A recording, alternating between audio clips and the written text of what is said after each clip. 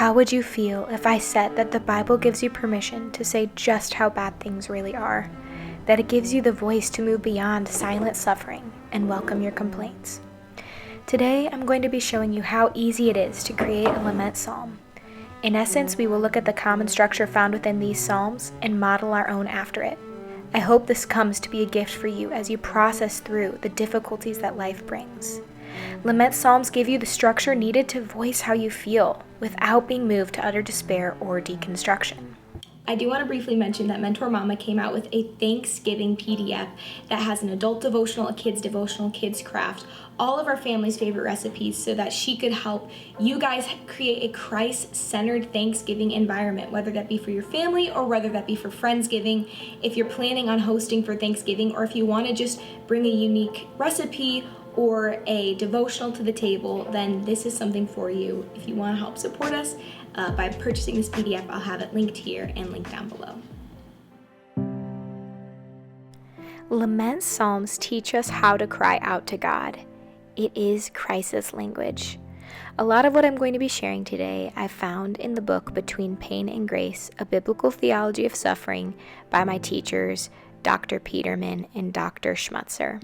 So let's just begin to delve in on the structure of lament psalms so that we can go ahead and create our own modeled after it. So now we are going to walk through Psalm 5 together. And as we walk through Psalm 5, we will be going through 7 different elements that are often found within the lament psalms. So these 7 different elements were found in my teacher's book. I have them screenshotted and I'm going to insert them here as we walk through this. I would recommend you right now pause the video, take time to read through this lament psalm, and then let's go back together and begin working through this. So if you have finished reading through this, let's kind of begin to delve in together. So typically the first element you'd see in a lament psalm is the invocation, the initial cry for God to take notice. And some examples of that that you can see here is, "O Lord, how many?" or "O sovereign Lord, what?" How. It is a place for you to begin your lament by just crying out for God to hear you, to notice you. And this is not as directly seen within Psalm 5. I kind of see more in Psalm 5 here. The second element that my teachers kind of noticed were common in lament psalms, which is the plea for God to help. And so the plea for God to help is a request, often in the imperative for God to act. So a request for God to act in an imperative is basically a direct or expressive command that you give to God. However, it's from a posture of humility. It's not a posture of pride demanding God to do something. We see that oftentimes people who are hurting in lament psalms, this one written by David, they are imperatively asking for God to listen, to consider, to hear, for God to hear them crying out. So that's why we say that the pleas for God to help is often a request that is kind of urgent, direct, command-like.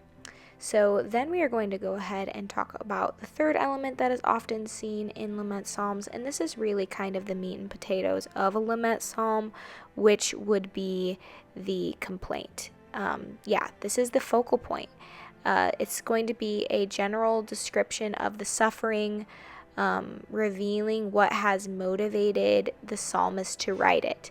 So that could be an enemy, it could be the lamenter's very own sin, or it could be God. We do see throughout the Psalms that the psalmists aren't afraid to tell God that they believe that God is the one that caused their unfair suffering.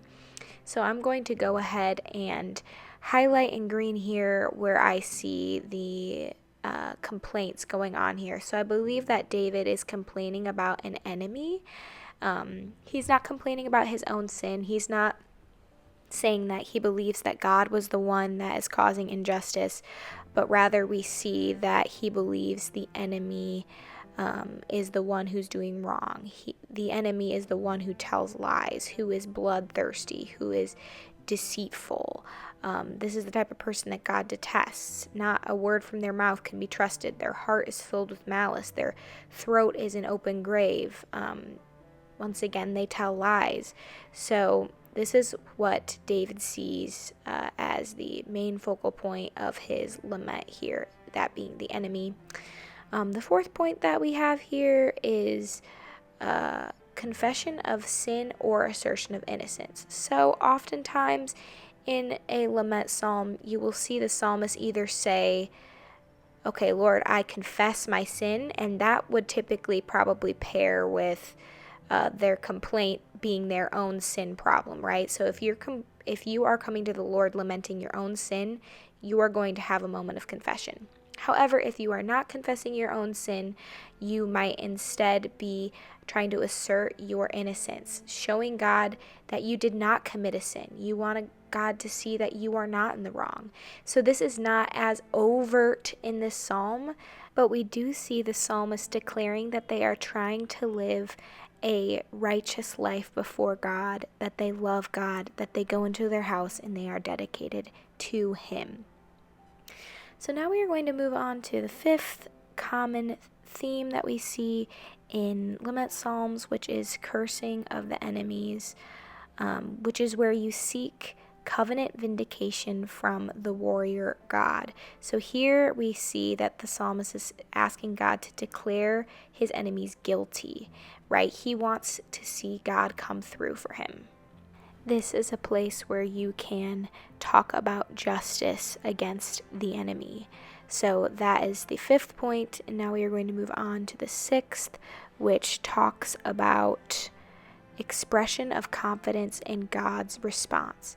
Often a recital of God's proven record or trustworthy characteristics.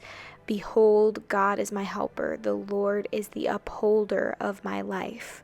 So here we see that the psalmist is confident that everyone can find refuge in God, that we can be glad to have refuge in God, that we can be joyful because of who God is, that he is confident that God can spread protection over his people, that those who love God's name can rejoice.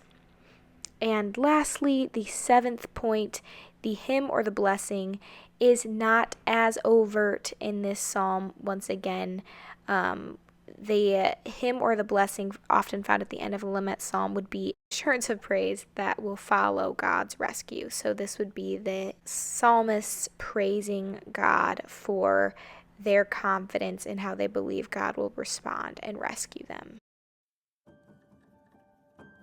So now we are going to be creating a lament psalm together.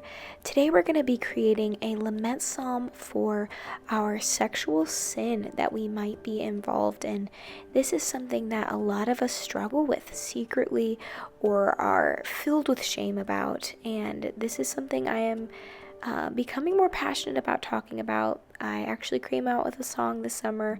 This is a little snippet of it. I'll have it linked down below, but it's called Neither Do I, and it's about how Christ does not condemn us over sexual sin.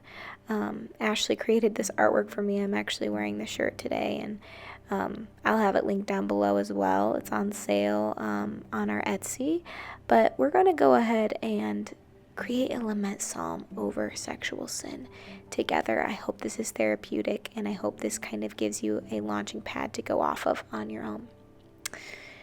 Number 1, invocation. Lord, how many days will I wallow in shame over my mistakes? Plea for help. Hear me when I cry to you for forgiveness and cleansing. Number 3, complaint. I hate the way sin pervades in my life. Every day I am tormented by the shame from my past. My sin tempts me to despair. My shame convinces me I have nothing to offer my King and my God. Number 4, I acknowledge my sin before you. I will not hide from you any broken part of me. Number 5, fight for me against my sin. I need your strength to conquer my fleshly nature. Number 6, I am confident in your power to save. I trust in the blood of my Savior and the work you have done on the cross. You have given me freedom. I have the power to choose holiness. Number 7, hymn or blessing.